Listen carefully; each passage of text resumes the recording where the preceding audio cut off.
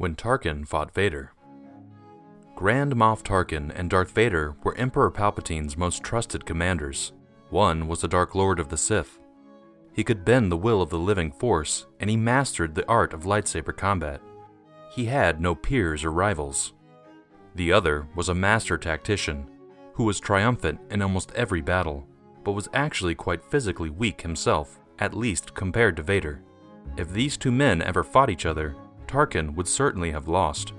Or, at least, that's what you might think. Many years ago, they actually did fight, and Tarkin didn't lose. Why did Darth Vader and Tarkin fight, and what did Tarkin do to defeat the Dark Lord? That's today's story. 18 years before the Battle of Yavin, shortly after Anakin Skywalker had become Darth Vader, the Dark Lord was imposing his will across the galaxy. After helping Grand Moff Tarkin in a military campaign, Vader requested that Tarkin repay him for his favor. The Sith's request was simple. He wanted Tarkin to assemble a team to hunt down and try to defeat him, perhaps to further punish himself for what he had become, or perhaps curious if there was anyone left in the galaxy who could best him in combat. The hunt took place in the Outer Rim, specifically on a planet called Chandar's Folly. The world was largely made up of mountain ranges and lush forests.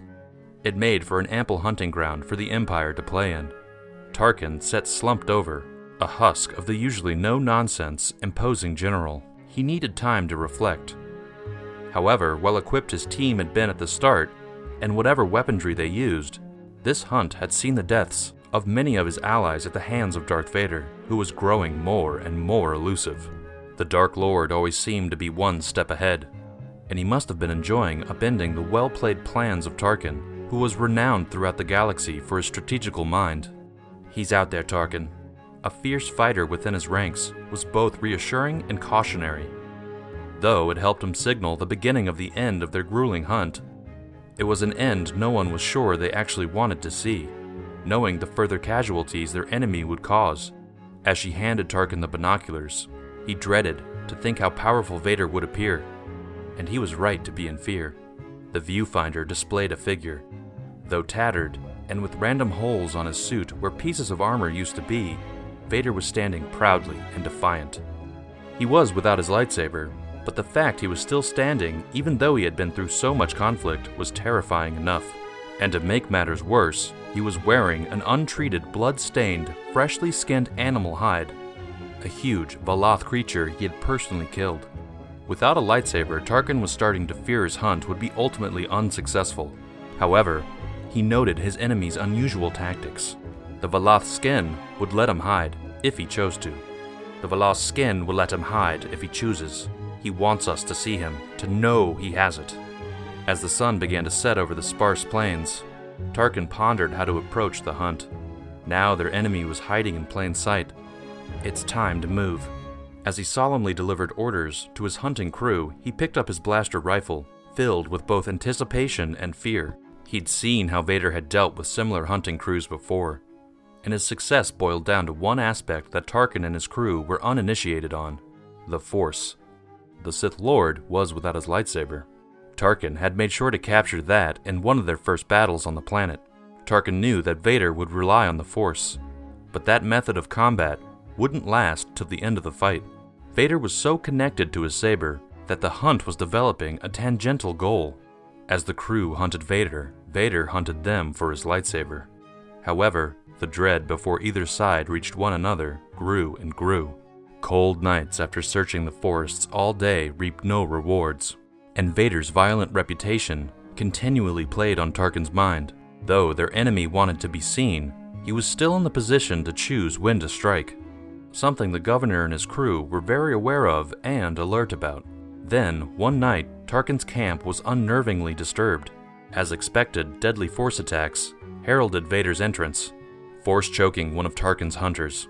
The entire crew of savage professionals surrendered to their fear and panicked. Then they saw Vader. The once tranquil night sky that surrounded the camp suddenly erupted in lightning and thunder as the Sith Lord stormed the camp. His approach was made even more ominous by the lack of his signature breathing mechanics. In an effort to approach unannounced, he disabled his oxygen apparatus, meaning that effectively he was dying during the battle. Tarkin knew this too. He also knew that he needed to use this information to his advantage. Vader was brutally taking down the Hunters, left, right, and center. Even though he was fighting without his lightsaber, their blasters were useless. He was simply too fast. So fast, in fact, that Tarkin only realized Vader had reclaimed his lightsaber when it was already gone. With a single outstretched hand, Vader used the Force to pull his lightsaber off of Tarkin's belt and into his grip. And when that weapon was back in the monster's hand, even more death swiftly followed. Tarkin couldn't wait like a sitting duck anymore. He fled the camp, and suddenly the fight was one-on-one. The chase was an unusual one. Though Tarkin was desperately running, Vader maintained a slow, deliberate pace. Any attempt at blaster fire against the Sith Lord was quickly thwarted with his lightsaber. Tarkin shot, and Vader deflected. There was no point for Tarkin anymore.